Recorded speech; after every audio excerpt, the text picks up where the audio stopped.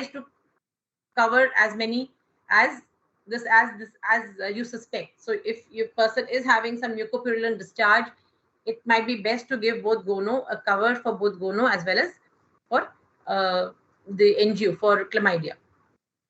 Also, like I told you in the previous lecture, that when a person presents with a sexually transmitted disease, it is important to treat both the patient as well as all the sexual partners of the patient.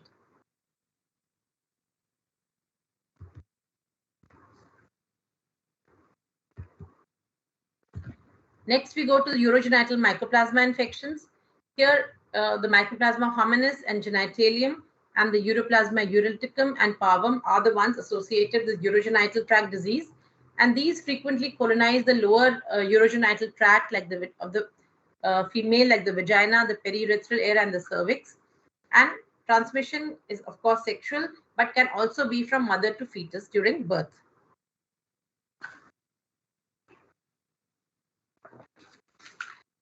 The clinical manifestations again are NGU and epididymitis, which is mainly due to uroplasma and Mycoplasma genitalium. Can present with pyelonephritis, usually attributed to Mycoplasma hominis, and urinary calculi, which is attributed most commonly to uroplasma. Can be pelvic inflammatory disease, can be postpartum and post-abortal infection, and non-urogenital infections, which are rare but can be there due to Mycoplasma hominis, like abscesses or wound infections or neonatal meningitis. Here again, the lab diagnosis, culture, and PCR are the appropriate methods for urogenital mycoplasmas. And uroplasmas, they form very tiny colonies of 15 to 50 microns in size. And previously, they were known as a T form of mycoplasma, but now, of course, you know that it's a separate entity. The treatment of choice for the urogenital mycoplasma infections is again azithromycin, and doxycycline is a drug of choice for Mycoplasma hominis.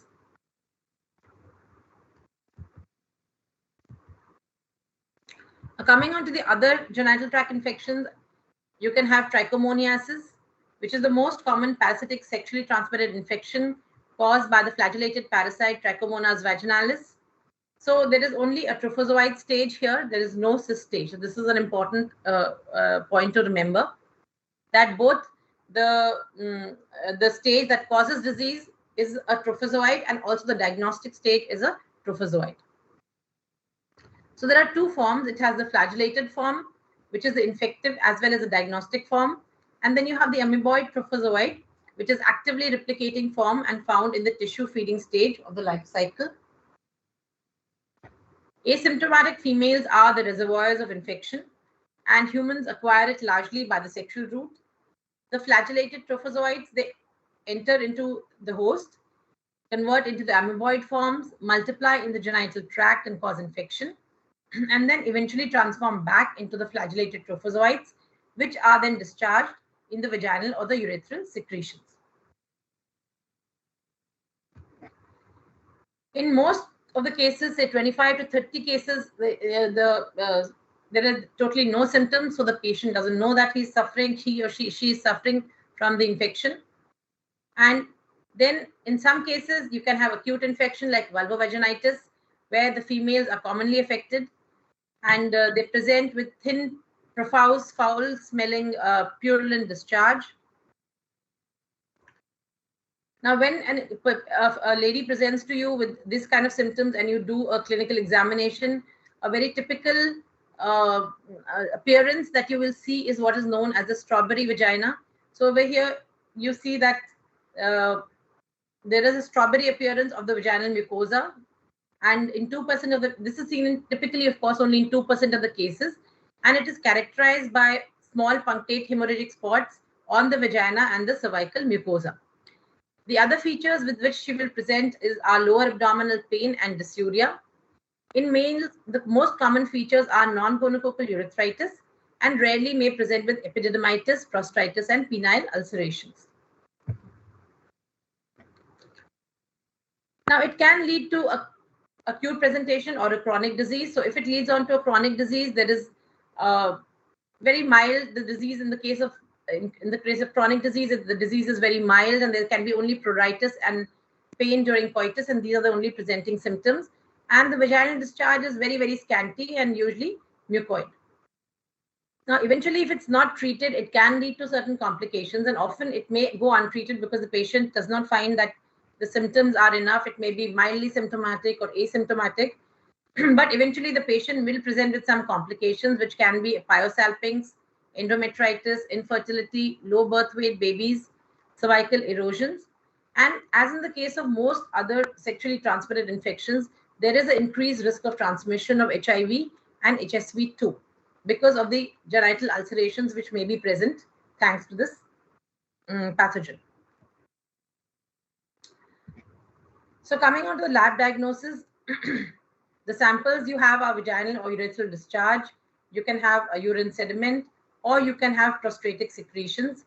These, when examined by a wet mount, a wet saline mount, you can actually see the parasite. So it's something which can be diagnosed right on doing the microscopy.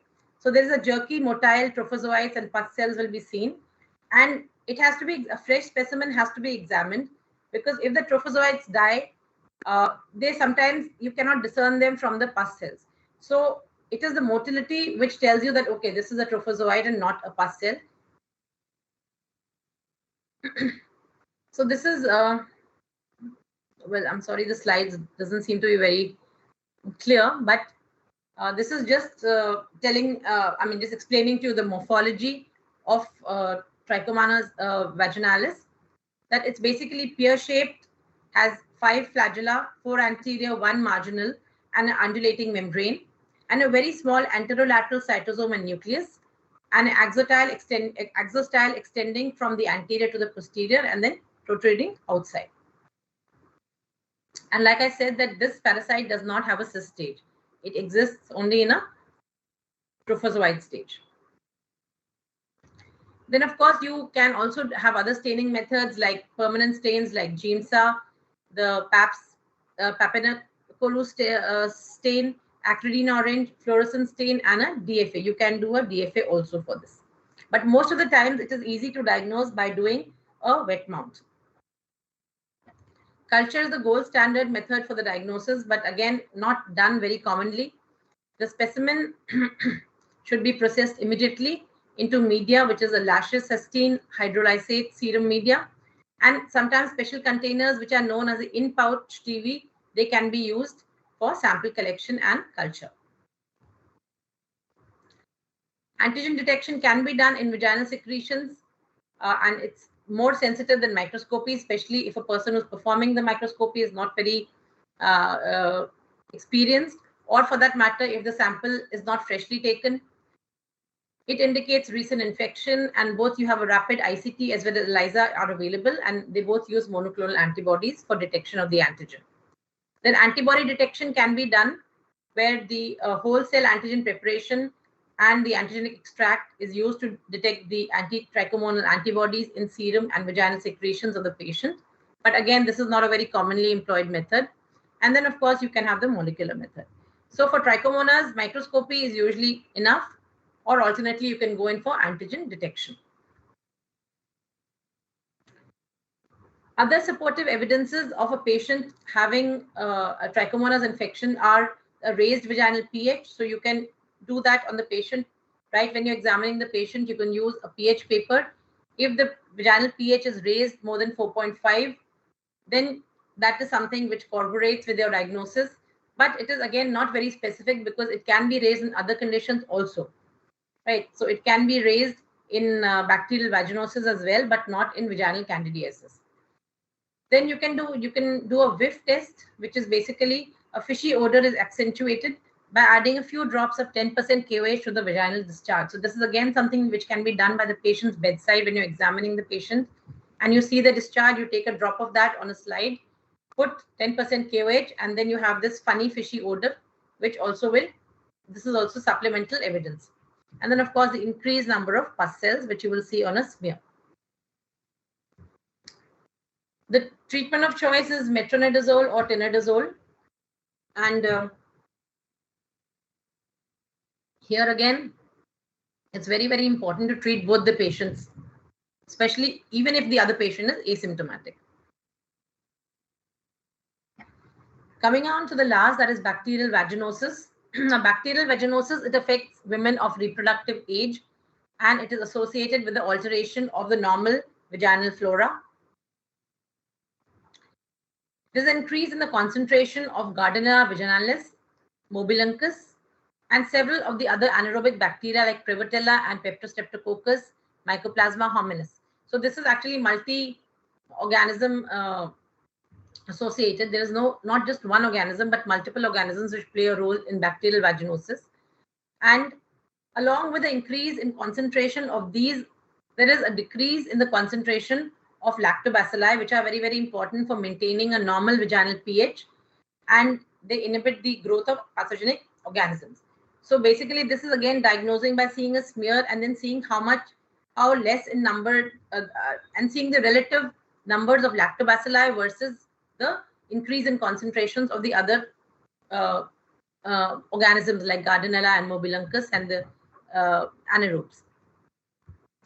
So here, risk factors here are coexisting other infections like HIV, Chlamydia trachomatis, and Neisseria gonorrhoeae, and recent history of unprotected vaginal intercourse, vaginal douching, and premature rupture of membranes and preterm labor. So all of these are risk factors for bacterial vaginosis. The Amsel criteria is what you use for diagnosing this condition. So you have any of the three of the following four must be present. So one is the profuse, thin, white, homogeneous vaginal discharge, uniformly coating the vaginal wall. So this is when you do a colposcopic examination, this is what you see. The pH of the vaginal discharge is more than 4.5. And there is accentuation of that distinct fishy odor, which is the whiff test, and the presence of clue cells. Now, so this is basically how you differentiate a clue cell from a normal cell. So a normal vaginal cell under a microscope is basically not coated with bacteria, whereas clue cells are cells which are a large number of bacteria stuck to the margins. The margins are basically obliterated by the presence of a large number of bacteria. So you do a scoring system has been devised for diagnosing bacterial vaginosis. So you do what is known as a Nugent scoring. And this is done by counting the number of Gardnerella vaginalis, Mobiluncus, and lactobacilli, which are present in the gram stain smear of vaginal discharge. A score of more or equal to 7 is diagnostic. So this is just to tell you what the Nugent scoring system is. So over here you have the score. Then you look at the smear and you count the lactobacillus morphotypes, the Gardnerella and bacteroids morphotypes, and the curved gram variable cells. So based on how many you see, you decide to give it a number. And then when you add the number, if the number adds up to 7 or more, you decide that it is positive. The smear is positive for the bacterial vaginosis. Now it requires enriched medium like chocolate agar, brain heart infusion broth with serum if you want to do culture, and for the case of in the case of Gardnerella vaginalis, and it's gram negative when you do a staining, non-motile, small, pleomorphic, and it shows metachromatic granules. So this metachromatic granules thing is important here, because you have to remember which is the other important organism where you see metachromatic granules is Corynebacterium diphtheria. So sometimes you can be asked in the Viva also as an MCQ. Okay. This is the other organism which can also show metachromatic granules. Treatment is oral metronidazole given twice a day for 7 days. And this is just a chart which tells you how to differentiate between the 3 most important causes of vulvovaginitis. So you have vulvovaginal candidiasis, you have trichomonial vaginitis, and bacterial vaginosis, which can be caused by Candida, Trichomonas, and Gardnerella vaginalis, along with various other anaerobic bacterium. So bacterial vaginosis is not caused by one bacterium alone. It's usually caused by a large number of bacteria, which can usually normally be present in the vaginal area, but usually the numbers decides whether it's a normal vagina or it is a vagina. It is a person having bacterial vaginosis. So in the case of Candida albicans, you will have itching and irritation. In the case of Trichomonas, you will have purulent profuse discharge. And in the case of bacterial vaginosis, you will have a sort of a malodorous increase and slight increase in discharge, which will not be very purulent, but it will be malodorous and only slightly increase. I mean, it will not be very, very abnormal, but there will be a bad odor about it. Then the discharge is scanty, white, thick, and curdy or cheesy in appearance in candidiasis. It's profuse, white or yellow in the case of trichomonas, and it's moderate, thin, white to gray in the case of bacterial vaginosis. The pH is usually less than 4.5, less than or equal to 4.5 in the case of candidiasis, more than equal to 5 in the case of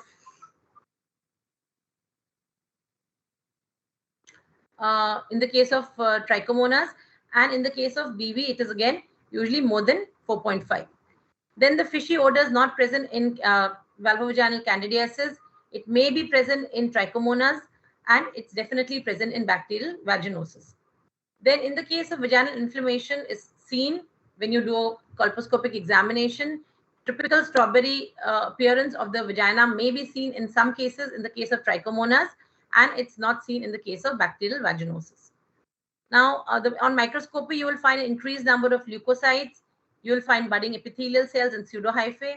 In the case of trichomonas, it's increase in leukocytes, and you can see the trophozoites will be seen in 80 to 90% of the symptomatic patients. In the case of bacterial vaginosis, you will do grams and you will see the clue cells, and they will be almost few or very, very few or none, no lactobacilli will be seen. Then, of course, on culture, you can isolate Candida in the case of candidiasis. You can do antigen detection in the case of vaginitis, and you can go in for culture, but largely the Nugent score is using the Amsel's criteria, and Nugent score is good enough to diagnose bacterial vaginosis. So you usually don't have to really go in for culture or molecular. Azole cream or oral tablets, fluconazole tablets are given for candidiasis. Metronidazole is given for trichomonas and bacterial vaginosis. And treatment of the partner is usually required in the case of both candidiasis and also in the case of trichomonas, but not in the case of bacterial vaginosis. Okay, so Sudeshna, can you take the attendance?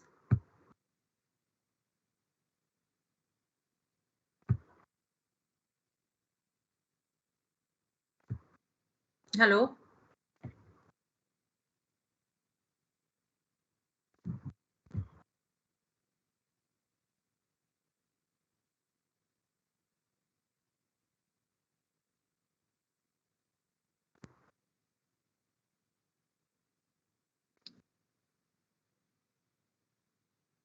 Yeah, can you take the attendance, please?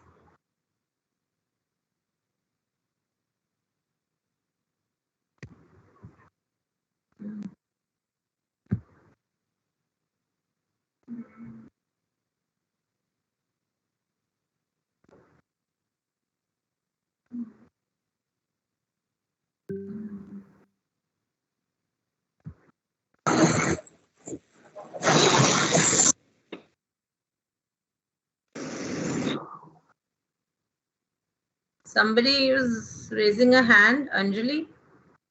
Ma'am, I've taken the attendance already. Oh, okay. Somebody was showing a raised hand, Anjali, I think. Hello. Does somebody have a question?